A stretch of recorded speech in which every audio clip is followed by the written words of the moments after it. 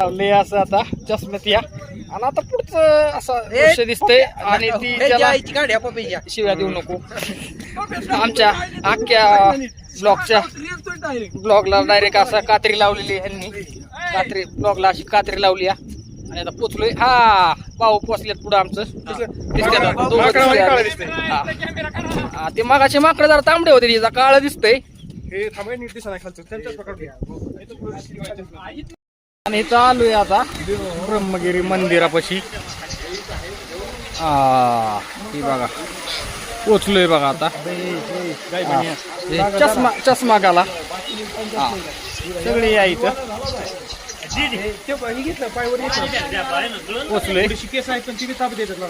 असं गंगा गोदावरीचा उगमस्थान आणि ब्रह्मगिरीचं मुख्य मंदिर आहे बघा. इथं आलोय दर्शनाला.